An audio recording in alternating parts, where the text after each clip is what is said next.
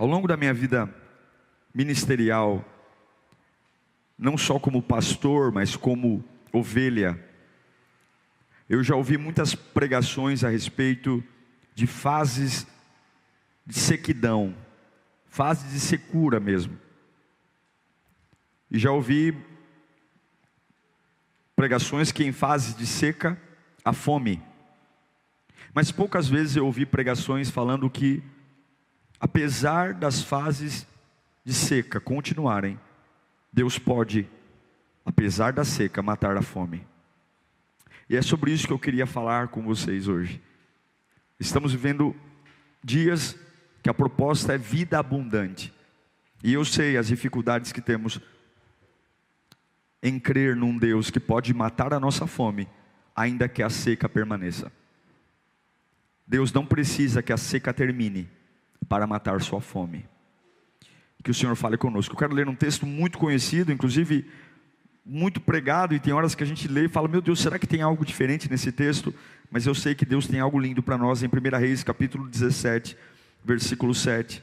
1 Reis capítulo 17, versículo 7.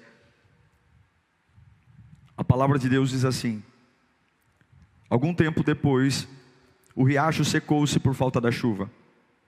Então a palavra do Senhor veio a Elias: vá imediatamente para a cidade de Sarepta e Sidom, e fique por lá. Ordenei a uma viúva daquele lugar que lhe forneça comida. E ele foi. Quando chegou à porta da cidade, encontrou uma viúva que estava colhendo gravetos. Ele a chamou e perguntou: pode me trazer um pouco d'água numa jarra para eu beber? Enquanto ela ia indo buscar água, ele gritou: por favor, traga-me também um pedaço de pão. Juro pelo nome do Senhor, o teu Deus. Ela respondeu: não tenho nenhum pedaço de pão, só um punhado de farinha num jarro e um pouco de azeite numa botija. Estou colhendo uns 2 gravetos para levar para casa, preparar uma refeição para mim e para o meu filho, para que comamos e depois morramos. Elias, porém, lhe disse: não tenha medo, vá para casa e faça o que disse, mas primeiro faça um pequeno pedaço de bolo com o que você tem e traga para mim.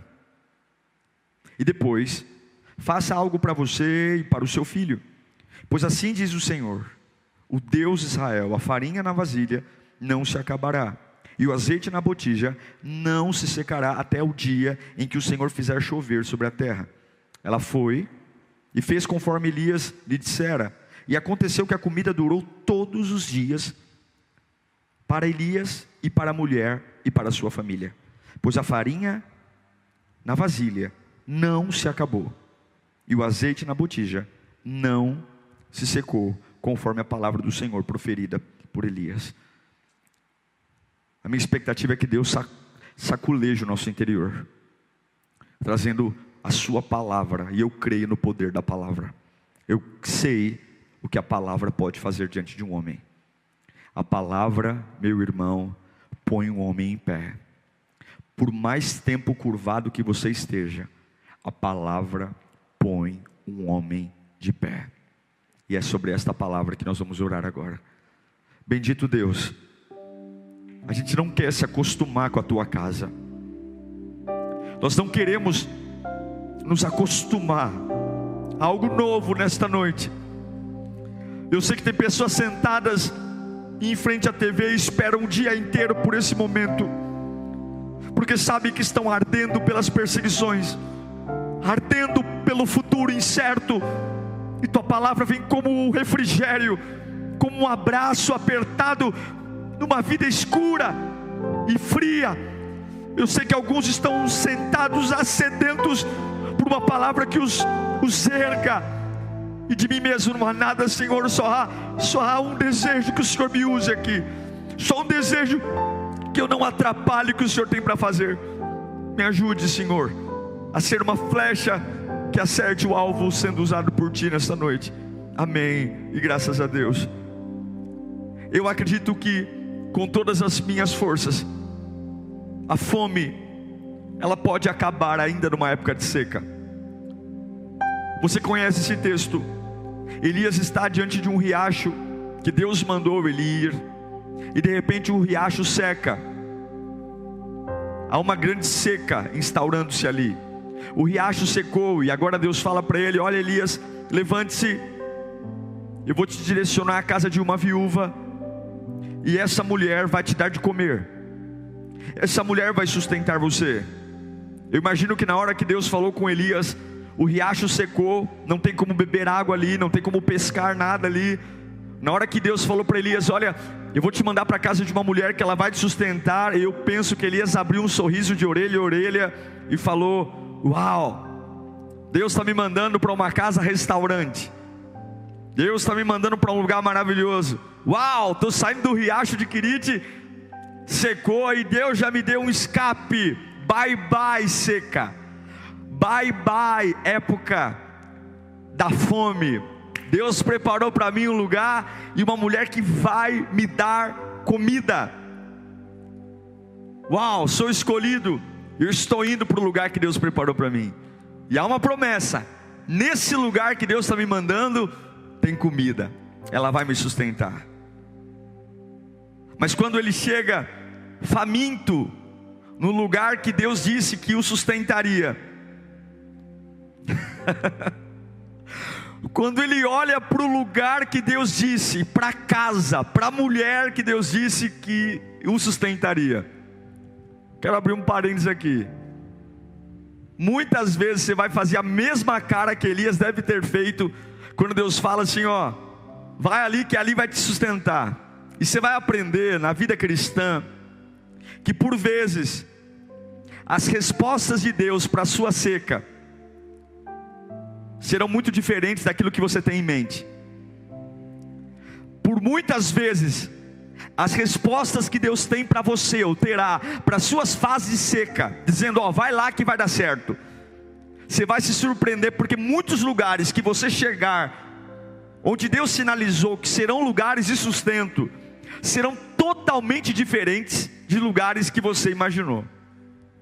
Eu aposto que Elias tinha pensado talvez numa mansão, uma mulher com dinheiro, sei lá, uma Ferrari na garagem, uma piscina no jardim, servos, sei lá, eu estou chegando perto da casa da mulher que Deus prometeu que vai me sustentar, um cheirinho de frango assado, uma picanha no alho, um baita de um buffet maravilhoso com azeitona. Pensa que você não acha melhor aí? Camarão. Afinal de contas, eu estou morrendo de fome. Deus falou que tem uma pessoa que vai me sustentar. Deus não prepara qualquer coisa. Mas se você quiser servir a Deus de verdade, se você realmente almeja na sua vida ter algo em abundância, você tem que carregar essa verdade no seu coração. Quando Deus te dirigir os passos, se prepare, porque muitas coisas que Deus vai preparar para você serão absolutamente diferentes daquilo que você está imaginando. Não tem ar-condicionado na casa da mulher, não tem piscina, não tem Ferrari. E eu fico imaginando Elias chegando, o riacho de Querite secou, Deus mandou para a casa de uma mulher que vai me sustentar. E quando ele olha, talvez ele deve ter dito: pelo amor dos meus filhinhos, como dizia o antigo Luciano do Vale, pelo amor de Deus, um barraco, uma mulher moribunda, talvez as perninhas finas, os cambitos tremendo, joelho batendo um com o outro, uma mulher que mal consegue cuidar dela mesma. Pera. Essa é a resposta de Deus para as minhas secas? Essa é a resposta de Deus para a minha fome? Um lugar pior do que da onde eu vim?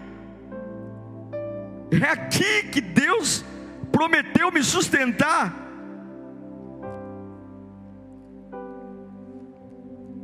Tem coisas que serão muito diferentes do que você imaginou. E talvez se Elias deve ter olhado para o teto e disse: Senhor, mas é aqui, meu, a mulher está mais pobre do que eu. E talvez Deus deve ter dito: olha, Elias, Fica na sua aí. Sim, esse aí é exatamente o lugar que eu quero que você esteja. É exatamente o lugar que eu quero que você esteja. Porque eu tenho sede de milagres. E você não pode esquecer de uma coisa: todo milagre nasce de uma necessidade. Todo milagre nasce de uma necessidade. Milagres são feitos por necessidades. Farturas não geram milagres, bonanças não geram milagres, mas necessidades geram milagres. Milagres são feitos por necessidades. Deus leva Elias para uma casa cheia de necessidades, porque Deus tem sede por milagres.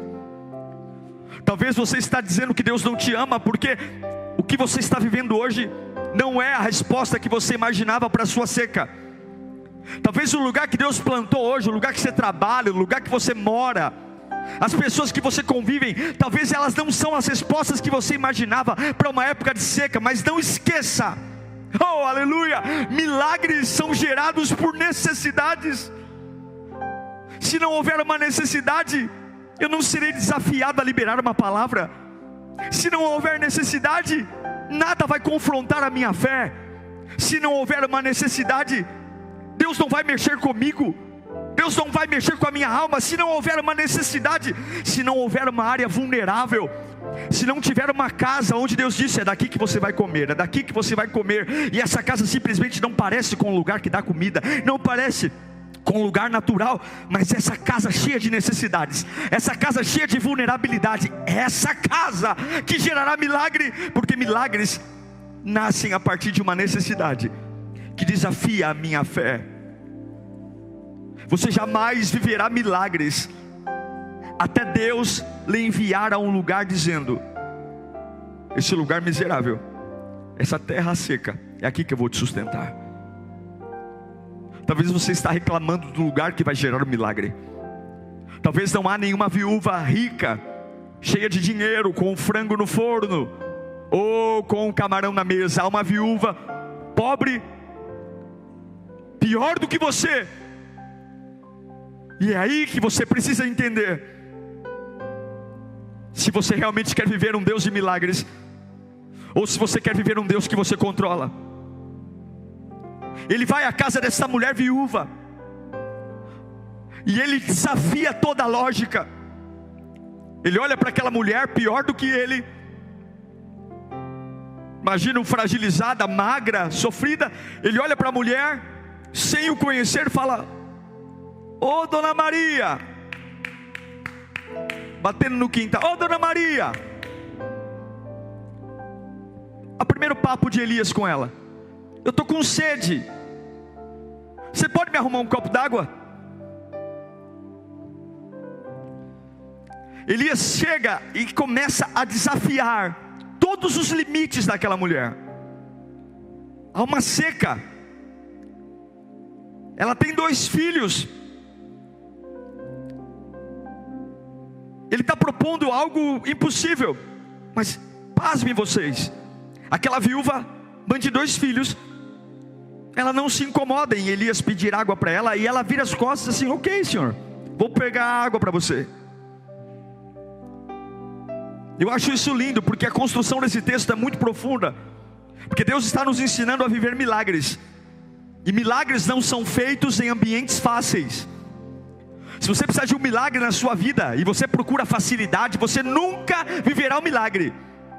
Milagre não é caminho de preguiçosos, milagre não é caminho de gente pele fina, milagre não é caminho de quem quer vida tranquila. Milagre é gente que olha para a vulnerabilidade, para a miséria, para a necessidade, e fica aos pés lá, e brinca com a necessidade. Elias brinca com a necessidade. Elias diz: você pode me dar um pouco d'água? Porque milagres são gerados em necessidades. Ela aceita, ela dá as costas para Elias. E talvez enquanto ela vai andando em direção à casa dela, o barraquinho dela para buscar água, talvez ela vai pensando: se esse homem soubesse a minha situação, ele não me pediria água. Se esse homem soubesse que eu tenho 2 filhos para sustentar, e a gente está passando uma época de seca, ele não me pediria água. Se esse homem soubesse o quanto eu estou miserável. Se esse desconhecido soubesse quem eu sou. Mas enquanto aquela mulher dá as costas para buscar água, Elias, ele piora ainda mais. Se já era um abuso pedir água para uma mulher viúva, sem dinheiro, sem recursos, Elias, ele aumenta ainda mais o limite da necessidade. Elias fala: ei, senhora, dona Maria, ei, dona Maria, aqui ó, isso, chegou. Ei, dona Maria, tudo bem? Além da água, traz um lanche. Traz um lanche. Aí é demais. Além da água, traz um lanche. Traga comida também. Espera aí. Você não está entendendo. Você não assiste Jornal Nacional? Você não assiste o Siqueira? Você não vê da Atena? Ei, você não sabe o que está acontecendo? Você não sabe que é uma seca? Você não sabe a minha história? Você não viu os corpos pelo caminho da cidade? Você não viu pessoas morrendo de fome, que é uma seca que se alastrou? Você não está entendendo, você não está vendo, você não chegou aqui e me viu pegando 2 cavacos de madeira, porque tudo que eu tenho agora é um pouquinho de farinha e um pouquinho de azeite. Eu até posso te dar um pouquinho d'água, mas olha para a minha necessidade, olha para a minha situação. Que mundo você vive, homem? Deixa eu te contar uma coisa. Pouco antes de você chegar aqui, desconhecido, eu estava tentando pegar 2 pedacinhos de pau aqui, para fazer um foguinho, para fazer um pedacinho de pão, para eu e meu filho comermos. É um tempo cruel. Nós vamos comer, e depois que a gente comer, a gente vai se unir ao resto dos corpos que você viu jogado pela cidade. Nós vamos comer esse pedacinho de pão e vamos morrer, porque é isso que a terra seca faz. É isso que uma família que vive num ambiente seco vive, morre. É isso que um casamento vive depois de passar por uma sequidão dessa. É isso que uma vida profissional acontece. A gente trabalha, mas a gente fale. A gente vai para a igreja, mas depois dessa seca a gente vai separar. Porque é assim que é a vida. Você não está entendendo? Eu estou pegando esses 2 pauzinhos de madeira aqui para juntar o resto que eu tenho em casa, para eu e meus filhos morrerem. Observe, a pobreza, ela é geracional. Aquela mulher tinha uma mente pobre, e ela já estava dizendo: eu e os meus filhos. A pobreza, ela é geracional. Aquela mulher tem uma cultura na cabeça dela de pobreza, e ela está dizendo: olha, eu e os meus filhos. Há uma cultura, porque eu não sei você, eu como para ficar forte, eu como para ter sustento, eu como para o meu corpo ter energia, eu como para me levantar, eu como para ter força, eu não como para morrer. Ela diz: olha, nós vamos comer e vamos morrer. Ninguém come para morrer, a gente come para viver, meu Deus do céu. Porque o problema da pobreza não é dinheiro. Pobreza é uma mentalidade. A mentalidade daquela mulher: nós vamos comer e vamos morrer. Há uma cultura na cabeça dela. E agora essa cultura vai passando de mãe para filho. Pobreza não tem nada a ver com dinheiro. Pobreza tem tudo a ver com mentalidade. Pobreza tem tudo a ver com mentalidade. A pessoa pode até ter dinheiro, mas se ela tem uma mentalidade pobre, ela vai desperdiçar todas as oportunidades que a vida lhe apresentar. Ela pode até ter dinheiro, mas a mentalidade pobre vai fazer perder o dinheiro com coisas irrelevantes, porque a mente sempre rouba a oportunidade. A mente sempre destrói os recursos. E eu quero dizer uma coisa para você. Você que está passando uma fase de pindaíba, você que está passando uma fase terrível, uma fase financeira terrível. Pobreza não tem nada a ver com falta de dinheiro. Pobreza é uma questão de mentalidade. E se enquanto eu e você não mudarmos a mentalidade, pode ter R$1 milhão na conta, a gente vai morrer pobre. E quando eu digo pobre, eu não estou falando de casa, carro, eu estou falando de prosperidade. Porque prosperidade não é ter tudo, mas prosperidade é não ter falta de nada. É a mentalidade. Nós temos que quebrar essa cultura de termos algo e dizermos: eu vou morrer. Há uma cultura de destruição, há uma cultura de vulnerabilidade, de mentalidade. Porque uma casa que há prosperidade é uma casa que há conversa sobre solução. Uma casa próspera, as pessoas, a casa até enfrenta problemas, o pai, a mãe, falta dinheiro, falta recurso, mas a gente senta à mesa para falar de futuro. A gente senta à mesa para dizer: ó, nós vamos comer e amanhã cedo nós vamos trabalhar. Nós vamos comer essa última refeição e amanhã nós vamos buscar uma alternativa. Nós vamos comer e amanhã nós vamos buscar uma nova chance. Vou vender alguma coisa no farol, sei lá, eu vou buscar alguma coisa, eu vou entregar currículo ali. Mas uma casa com uma mentalidade destruída diz: nós vamos comer e nós vamos morrer. 1 Reis 17:12, finalzinho do versículo. Eu estou escolhendo 2 gravetos para levar para esta casa, preparar uma refeição para mim e para o meu filho, para que comamos e morramos. Que eu saiba, comer é para viver. Que eu saiba, comer é para ter energia. Que eu saiba, comer é para ter nutriente. Mas uma mente doente vai dizer: eu vou comer para morrer. Essa mentalidade desgraçada, a gente precisa lidar com ela. Nós temos que quebrar isso, essa cultura mental de miséria. Comer para morrer, não. E o pior é que essa mãe envolve os filhos. Uma maldição geracional vai passando. Eu vou alimentar meus filhos, mas eles vão morrer comigo. Tome cuidado você, mãe. Não deixa seus filhos serem incrédulos porque você é incrédula. E se você recebeu do teu pai, do teu avô, uma cultura de comer e morrer, está na hora de quebrar. Meu Deus do céu! Por que vai morrer? Porque a fome está em todos os lugares. Porque todas as famílias passam necessidades. Porque tudo é uma seca. Eu vou comer esse pão delicioso. E enquanto eu estou mastigando o pão, o que eu estou pensando? Vou morrer. Estou comendo aqui essa farinha com azeite que eu fiz num foguinho. E o que eu estou pensando? Vou morrer. Aí Elias olha para ela e fala assim: ok, entendi a gravidade do seu problema, dona Maria, mas meu lanche é primeiro. Entendi que a senhora acha que vai morrer, entendi que a senhora vai comer com seus filhos mas olha, o meu lanche é primeiro. Entendi o drama da sua vida, mas eu quero primeiro que arrume para mim. O que eu acho lindo é que quando Elias ouve o drama daquela mulher dizendo: olha, nós vamos comer isso e vamos morrer, Elias não levanta a mão e fala: eu profetizo milagre, eu profetizo cura. Elias não levanta a mão e começa: eu profetizo os céus abertos, dona Maria, a senhora vai viver. Não, Elias fala: beleza, eu entendi seu drama, mas o primeiro lanche é para mim.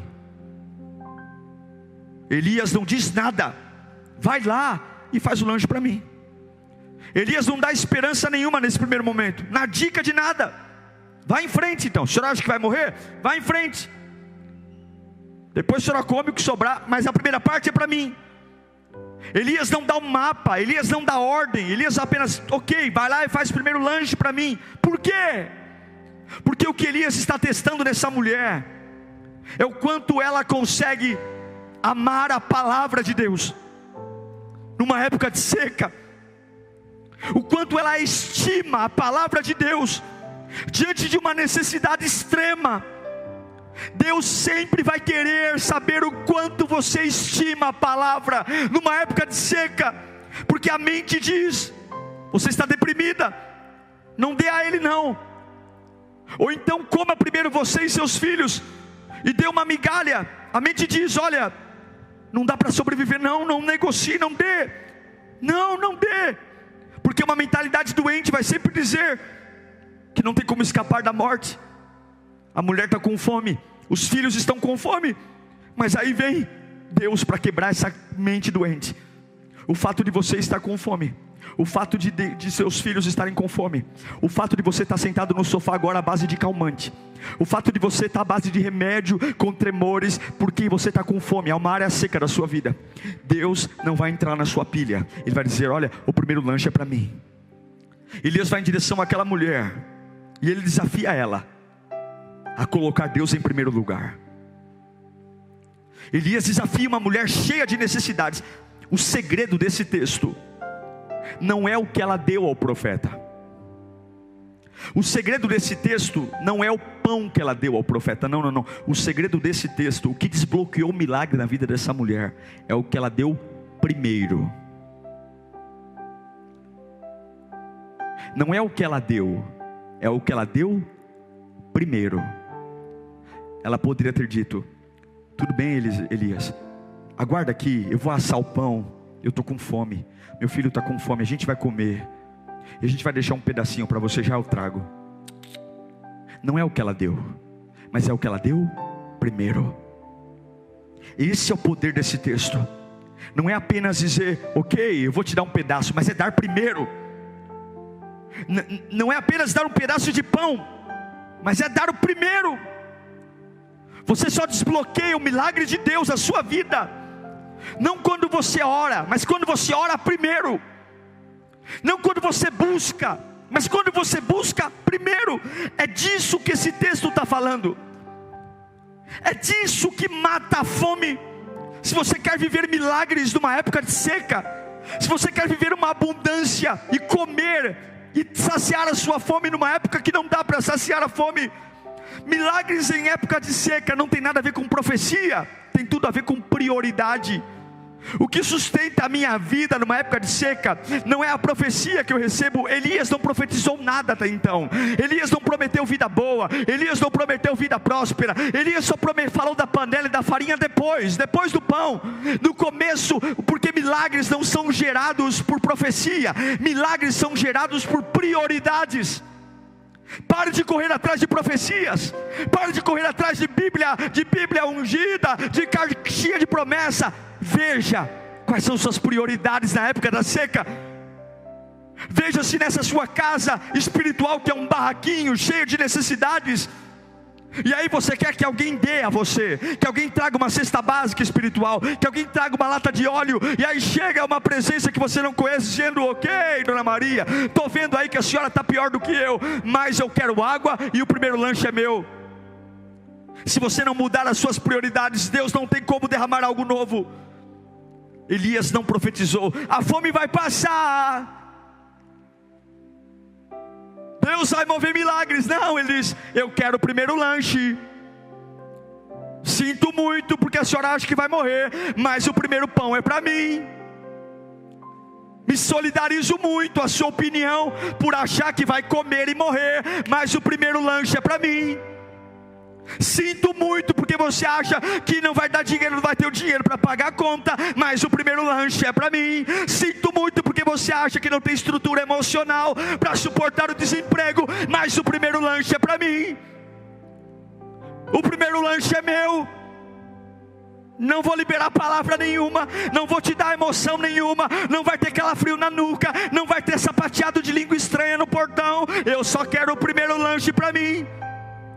A maioria das pessoas diria: não, porque eu tenho uma história, não porque eu tenho uma fome, não porque eu tenho uma necessidade. E é por isso que a maioria das pessoas morre de fome na seca. Mas eu estou pregando a um Deus que pode matar a sua fome ainda na seca. E eu me lembro do que o Elias fez. Eu me lembro de alguém no meu passado que falou algo muito parecido com isso. Eu não sei se você conhece alguém chamado Jesus Cristo, que em Mateus capítulo 6 versículo 33 diz: olha, na época da seca, buscai primeiro o meu reino e a sua justiça, e todas as demais coisas vos serão acrescentadas. Veja, esse texto não se trata de dar o pão a Elias. Esse texto se trata de dar o primeiro pão a Elias. Não se trata de buscar a Deus, se trata de buscar a Deus primeiro. Não se trata de adorar, se trata de adorar a Deus primeiro. Não é adorar a Deus à meia-noite, quando eu já fiz burrada o dia inteiro, e na depressão, no medo, eu não consigo dormir, e aí eu lembro que Ele está lá. Eu já comi todo o pão durante o dia, e quando não sobrou nada, eu já estraguei minha vida, meu futuro. Não dá uma raiva de gente assim algumas vezes? Que deveria ter ligado pedindo ajuda 3 meses atrás, que deveria ter ligado pedindo ajuda há 2 meses atrás, antes de fazer a burrada, antes de quebrar a cara. Mas o que esse texto está dizendo é que se você quer comer numa época que ainda seca, se você quer viver milagres numa época que tudo ainda está seco, você não pode apenas buscar, tem que buscar primeiro. Você não pode apenas adorar, tem que adorar primeiro. Não pode ser à meia-noite, tem que ser quando acorda, tem que ser no primeiro horário do dia, tem que ser ali. Não é apenas uma questão de procurá-lo. Muitos procuram, mas é uma questão de procurar primeiro. Não é só uma questão de falar em línguas, mas é falar em línguas primeiro. Não é só uma questão de dizimar. Todo mundo dizima, mas é a questão de dizimar primeiro. Não é uma questão de ofertar, mas é ofertar primeiro. É primeiro. Se você quer sobreviver à seca, não é apenas uma questão de profecia, eu quero uma palavra. Não, é uma questão de, mesmo sem palavra, mesmo sem saber se eu vou morrer ou não, eu acho que vou morrer, mas eu quero ter a capacidade de, mesmo que a minha alma diga vai morrer, mesmo que as minhas experiências do passado diga, mesmo que eu recebi da minha genealogia uma cultura de pobreza, eu vou quebrar. E como é que eu quebro? Não é recebendo palavra, é prioridades. O que mais existe hoje são pessoas que, depois de bagunçar suas vidas, procuram Deus por último. Não busque o Senhor no final do dia. Não dê ao Senhor o resto do pão. Se você quer matar tua fome numa época de seca, priorize. Priorize. Mesmo com um pensamento melancólico, mesmo com um pensamento triste, priorize, jovem. Priorize. Deixe Deus ser o primeiro. Eu não conheço ninguém que talvez tenha uma necessidade pior do que dessa mulher viúva, sem dinheiro, sem nada. Mas a Bíblia diz no Salmo 143, versículo 8: faz-me ouvir o teu amor leal pela manhã, pois confio em ti. É pela manhã. É pela manhã que eu vou dizer, antes de enfrentar o diabo, antes de enfrentar o chefe, antes de gastar a minha energia, o meu pão com pessoas, eu vou na minha seca fazer o primeiro pedaço. Ainda que as minhas emoções digam que eu não vou suportar, ainda que as minhas emoções digam que é o fim, eu preciso parar de buscá-lo meia-noite para começar a buscar quando o sol nasce. Eu preciso buscá-lo primeiro. Olha que lindo, Elias não pediu tudo. Elias não pediu tudo. Ele podia ter dito, pega tudo que você tem e faz que eu vou comer tudo. Não, Elias pediu um pedaço. Deus não quer tudo, Deus quer um pedaço, mas Ele quer o primeiro. É como se Ele falasse, eu vou te ajudar, mas eu quero ver até que ponto a minha palavra te sustenta numa época de seca. E Deus não está pedindo tudo para você, Ele só está pedindo o primeiro. E quando você obedecer, eu acho lindo, porque quando aquela mulher virou as costas para obedecer, na cabeça dela, ela ainda achava que ia morrer, mas quando ela virou as costas para obedecer, Elias levanta a mão e fala, ei mulher, espera, assim como vive o Senhor, assim como vive o Deus de Israel, a farinha na vasilha não acabará, e o azeite na botija não secará até o dia que o Senhor fizer.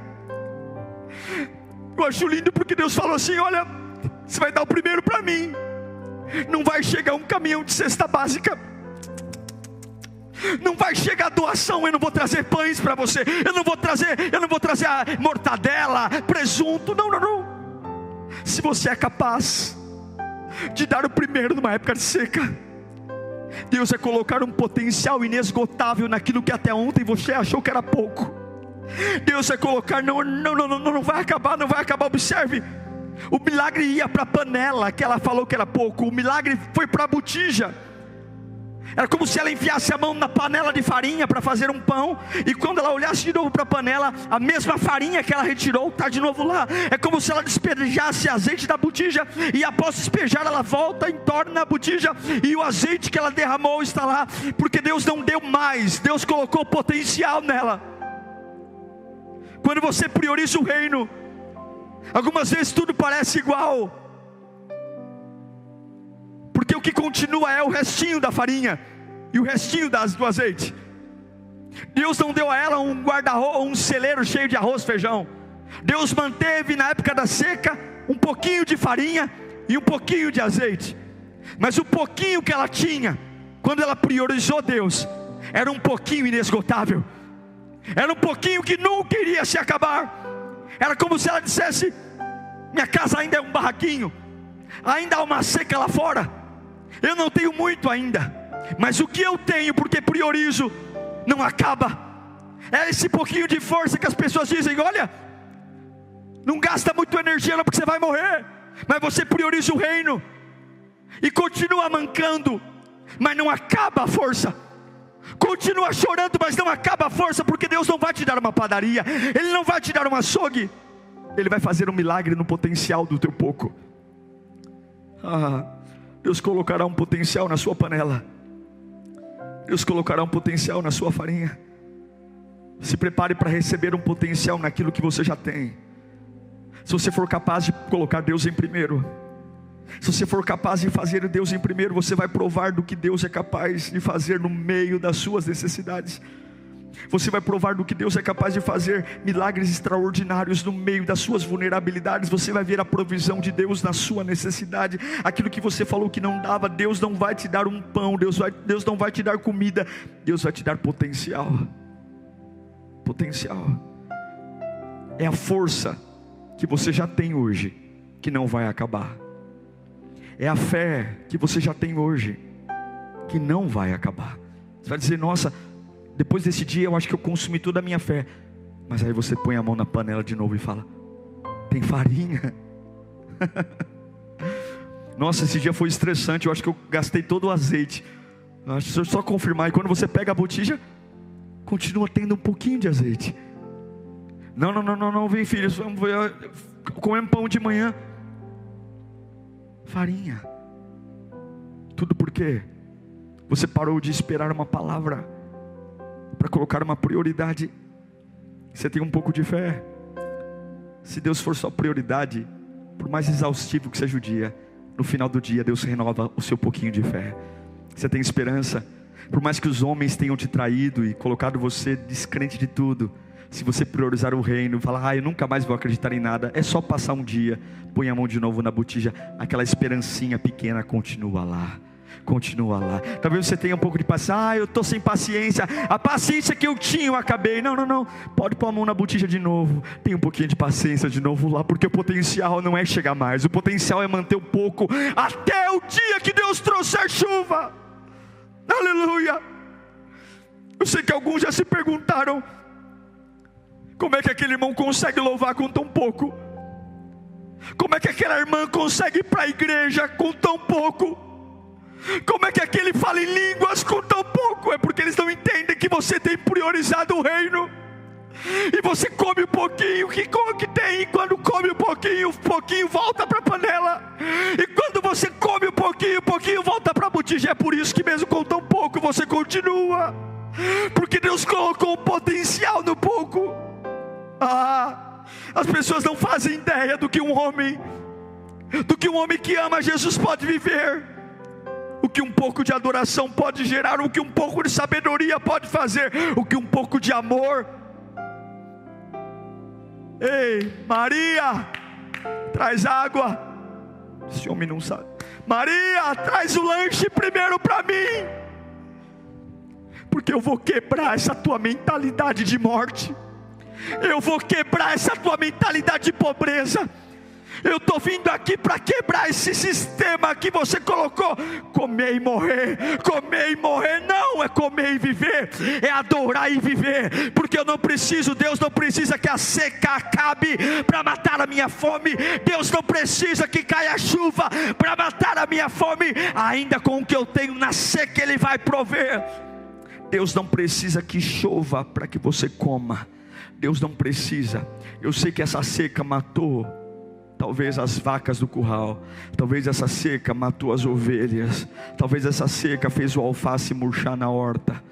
Mas o pouco que você tem, se você for fiel a Deus, nessa época de seca, onde todos se desesperam, aquilo que você está dizendo, olha, é a minha última chance, é a minha última dose de fé, é a minha última dose de esperança. Esse pouquinho não virá freezer, não virá geladeira, não virá caminhão de supermercado. Se você priorizar o reino de Deus, ainda numa época de seca, esse pouquinho de farinha, esse pouquinho de azeite vai continuar brotando de dentro da panela, de dentro da botija, até a hora do milagre chegar, e você não vai morrer. Não é que você vai viver a vida inteira de farinha e azeite, mas é um processo, e em meio dessa seca você não vai passar fome. Deus manda te dizer, se você quer milagres, se você quer um milagre na sua família, se você quer um milagre na vida da sua família, do seu pai, da sua mãe, se você quer um milagre financeiro, esqueça, milagre vem de necessidades, milagres nascem de vulnerabilidades, milagres nascem de ausência,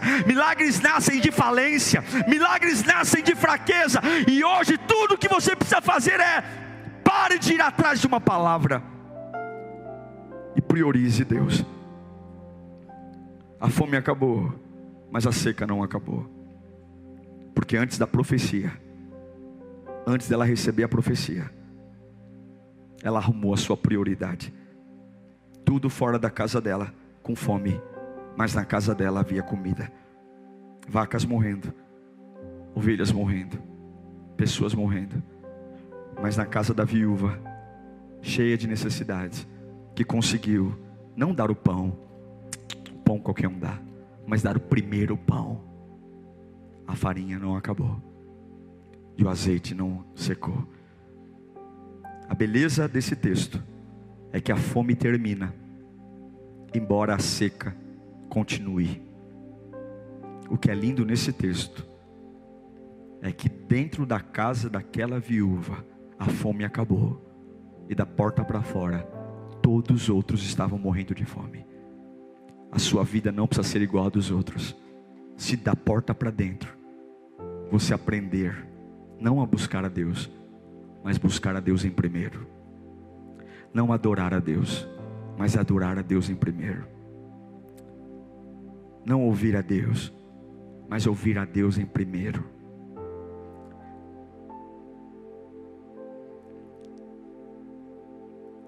Da porta para fora, todos morrendo de fome. E é por isso que eu lembro o Salmo 91, versículo 7. Ainda que 1000 possam cair ao meu lado, ainda que 10.000 caiam à minha direita, eu não serei atingido. Ainda que a seca atinja todos, Deus não precisa terminar a seca para que Ele mate a minha fome. Pare de procurar recursos que matem a sua fome na seca. Apenas tire Deus do último e coloque Ele em primeiro lugar, e você vai ver o potencial sendo derramado na sua vida hoje. Eu quero orar por você. Eu quero orar por você que está como uma viúva de Serepta, uma viúva que só tem uma mentalidade de pobreza. Morrer, trabalho para morrer, estou casado para separar, tudo se resume à morte, a fim. Estou mastigando o pão, mas na minha cabeça eu vou comer e morrer. Talvez esse culto hoje seja o seu restinho de pão, mas Deus está aqui. E se esse culto está chegando até você, é porque Ele não desistiu de você. Não desistiu. da porta para dentro, não vai acabar a farinha e o azeite. As pessoas não vão entender como é que você se renova todos os dias, mesmo com pouco. As pessoas não vão entender como que você usa todo o resto de farinha e no outro dia tem mais um restinho de farinha. Elas não vão entender como é que você consegue superar esse estresse diariamente, como é que você consegue superar as facadas nas costas, como é que você não se esgota como todos se esgotam, como é que você não cai como todos caem, como é que você não murmura como todos murmuram.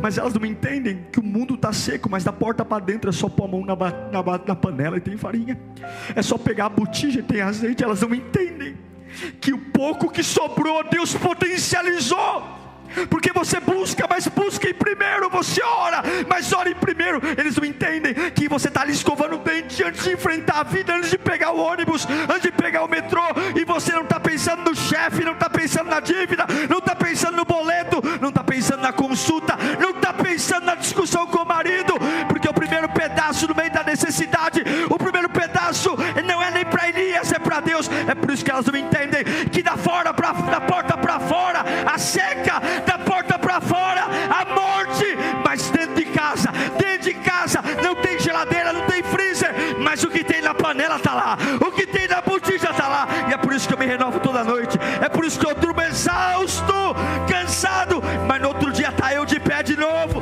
está eu vim enfrentando a vida de novo. Chego em casa falando, dessa noite eu não passo, porque eu acho que acabou tudo, mas está lá Deus colocando de novo farinha na panela, está lá Deus colocando de novo azeite na botija. E é por isso, irmão, fique firme. Se você priorizar Deus, Deus vai mandar chuva ainda, Deus vai mandar prosperidade ainda, virá ainda alimento, virá ainda picanha, virá ainda lasanha, virá ainda feijoada. Mas eu te garanto que enquanto você servir a Deus na fase da seca, uma coisa é certa: fome você não passa, fome você não passa, fome você não passa, porque mesmo sem costela, sem peru, sem pernil, a farinha e o azeite está lá, a farinha e o azeite está lá, se você colocar em primeiro lugar. Isso é vida abundante.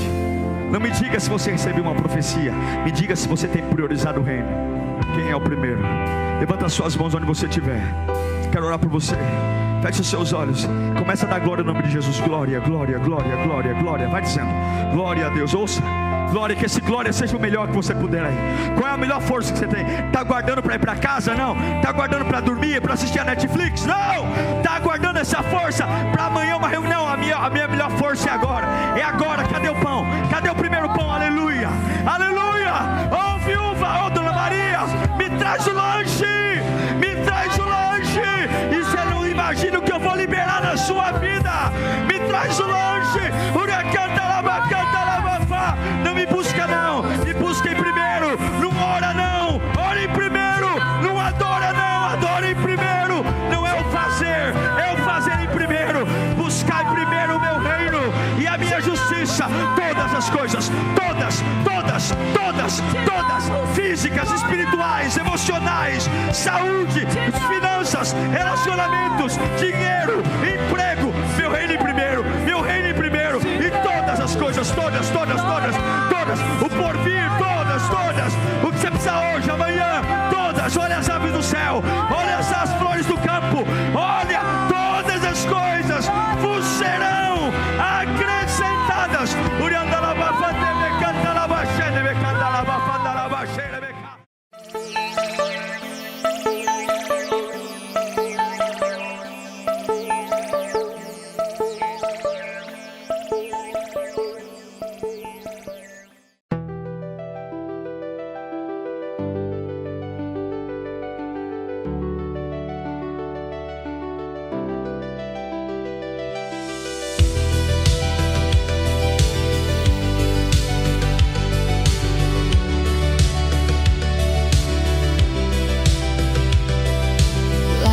Drift into the night, golden sparks, gentle flight. Every wish I never spoke rises high, a fleeting hope. Through the dark they